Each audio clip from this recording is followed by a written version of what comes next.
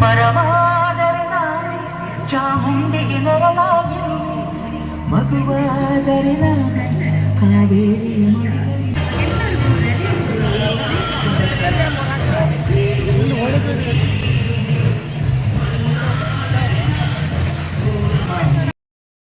ರಾಂಬೆಯ ಭಾವಚಿತ್ರಕ್ಕೆ ಸನ್ಮಾನ್ಯರು ಪುಷ್ಪ ನಮನಗಳನ್ನು ಸಲ್ಲಿಸಿದರು.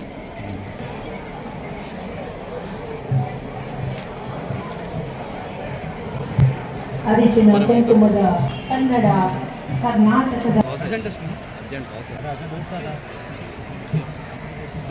ಎಲ್ಲ ಗಣ್ಯರು ಭಾವಚಿತ್ರಗಳ ಗೌರವ ರಕ್ಷೆ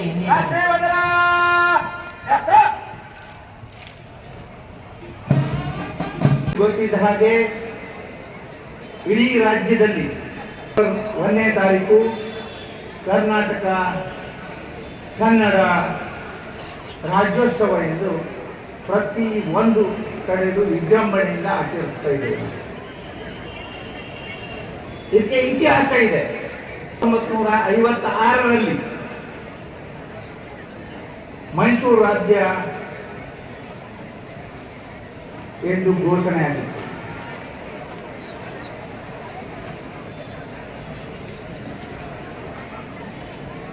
ಮುಂದೆ ಹೋಗ್ತಾ ಹೋಗ್ತಾ ಇಡೀ ರಾಜ್ಯದ ಎಲ್ಲ ಜಾತಿ ಧರ್ಮ ಎಲ್ಲ ಪಂಥ ಮರೆತು ಎಲ್ಲ ಇಡೀ ರಾಜ್ಯವನ್ನ ಒಗ್ಗೂಡಿಸಿ ನವೆಂಬರ್ 1, 1973ನೇ ಇಸ್ವಿಯಲ್ಲಿ ಕರ್ನಾಟಕ ಎಂದು ನಾಮಕರಣ ಆಯಿತು. ಎಲ್ಲ ಭಾಷೆಯವರಿದ್ದಾರೆ, ಎಲ್ಲ ಧರ್ಮದವರಿದ್ದಾರೆ. ಆದರೆ ವಿಶೇಷವಾಗಿ ಎಲ್ಲರೂ ಪ್ರೀತಿಸುವುದು ಕನ್ನಡ.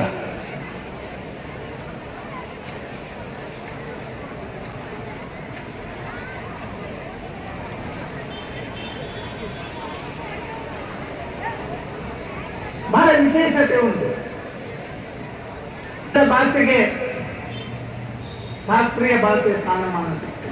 ಕೆಲವೊಂದು ಭಾಷೆಯಲ್ಲಿ ನಮ್ಮದು ಒಂದು ಎಲ್ಲರೂ ಪ್ರೀತಿ ಮಾಡುವಂತ ಭಾಷೆ. ನಮ್ಮ ರಾಜ್ಯದಲ್ಲಿ ಯಾವ ಕೊರತೆಯೂ ಇಲ್ಲ, ಎಲ್ಲವನ್ನ ಒಳಗೊಂಡಿರುವಂತ ರಾಜ್ಯ.